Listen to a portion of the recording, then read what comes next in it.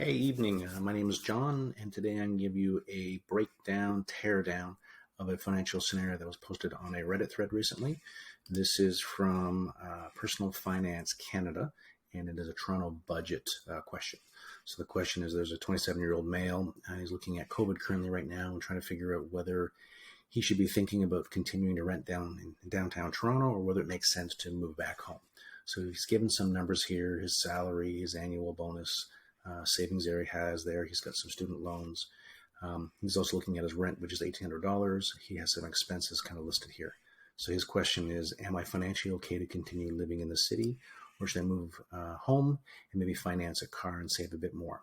I plan to pay my student loans off with my first annual bonus in November. Okay, so whatifi? Whatifi is a highly visual drag, drop, and connect formula and spreadsheet free scenario builder. So these are the kind of scenarios that we're aiming to build, and over time we'll be able to build more and more complex ones. So I've been keeping an eye on Reddit for scenarios that fit the brief, and this is a perfect one. So let's kind of dig in. I'll show you what I've done, and I'll walk through some caveats as we go.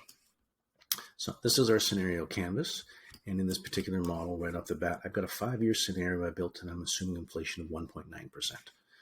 So here, we mentioned we've got savings of $14,000 that are already in that account.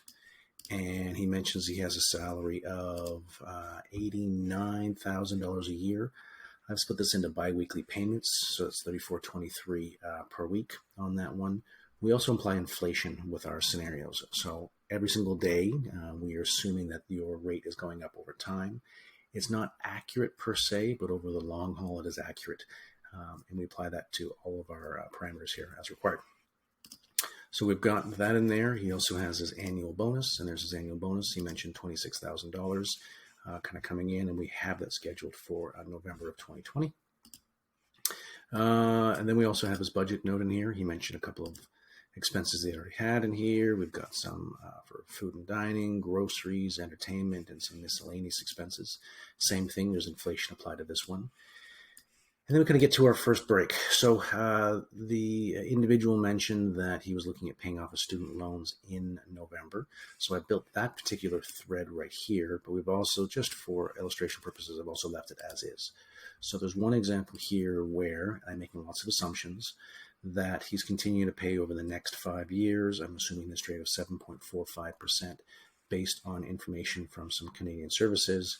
So with a loan of $26,000, he's going to be paying $520 per month in student loan payments.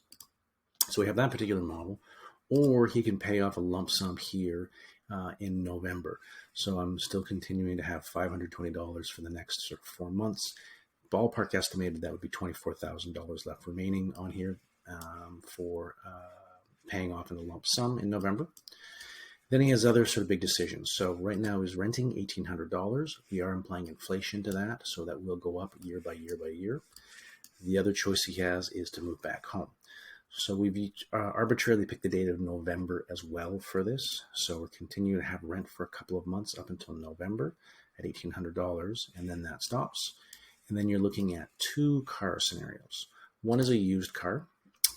Quick sort of Googling online, the average car in Canada that is a used car is about $19,400. We're assuming a $5,000 down payment in this particular model, which would leave a car loan balance of $14,400. We took a rate of 4.79%. Again, that can be negotiated. There's lots of sort of play on that. And we arbitrarily sort of picked 4 years of monthly payments for that. So he's looking at $330 a month in payments. Carrying on with that one, we've assumed some insurance. Again, highly subjective. In this model, we're looking at $150 a month for that. And then we've also made some assumptions on gas and maintenance. And we don't know how far this individual is traveling. We have $250 a month. The second path to that one is buying a new car. So again, making some assumptions. A $60,000 vehicle, we're going to put $5,000 down, and we're going to look at 60 months of financing for this particular vehicle. So there's a one-time cost of $5,000, and then the actual loan payments themselves. So in this model here, it would be $1,032 a month there. And we have insurance, which is higher, and maintenance and gas, which is actually a little bit lower because it's a newer vehicle. And lastly, this is all plugging into an income tax node as well. The income tax note is something we are still working on, so it doesn't quite handle income tax further down the line in some of the inflation calculations. But on average here, for the calendar year of 2020, we would be looking at approximately $119,000. Here are some of the Canadian tax credits, the federal tax, the provincial tax, the total tax paid in this model here. So it's an estimate, and then we can carry this forward over the next 5 years of the scenario. So what does this all mean? Let's take a look and see. So I'm going to collapse this down, and I'm going to pop up our scenario threads on the side here. So the way our scenario threads work is we march through every unique path in this graph, and we calculate both the monthly cash flow, ins and outs for the month, and also the net worth over time. So for example, right now, if I slide this all the way to the left, I'm now sorting each of these threads from most profitable to least profitable. So just straight math with caveats all over it. The most profitable path through this graph is for this individual to pay off their student loans as quick as they possibly can, and probably quite obviously to take the used car route, right? And so there's never a doubt that that was going to be the most profitable. The question is, how much of a difference does it make, right? So let's compare this to a couple of the threads and create a bit more space here. So I want to compare this to a couple more threads here.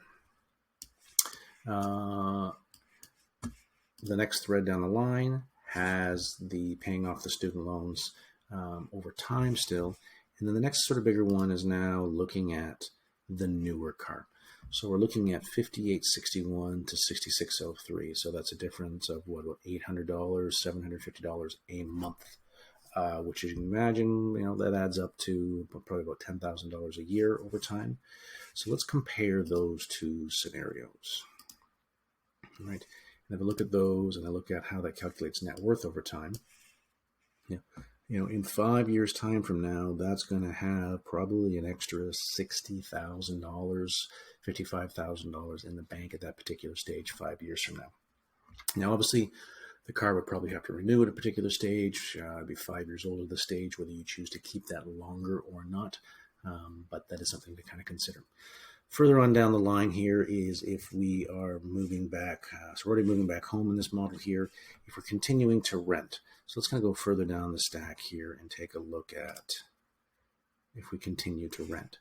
So if we're continuing to rent, all right, we're now looking at $5,670. So that's probably almost $1,000 a month difference between the optimal solution and continuing to rent from home there. And if we look at our net worth again, let's actually turn this one off. If we look at our net worth again there too, right? We're sort of seeing in 5 years' time there is a about a $63,000 difference over time in take-home pay after taxes at that stage. This isn't factoring into RSPs or any of those potential things as well. So in summary, of course, it's less expensive to move back home, but you have to factor into some other things like driving, commute times. We do have a ability here to sort these based on preferences. We're not factoring that in this particular scenario, but you could rank and review the simple fact that you assume that living downtown is probably the preferred piece, and we could balance out how that works over time. We are not experts. The software here is not perfect, so all of this is with a grain of salt and a caveat. In the show notes in the bottom, I'm going to post a link to this whatifi, so you're welcome to come and actually check it out.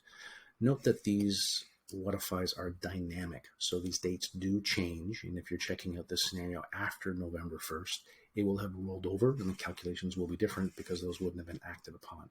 But feel free to take a look. And I look forward to any comments either here or in our Reddit subthread where we also post these breakdowns, and you're welcome to comment and give us feedback. Thanks, everyone.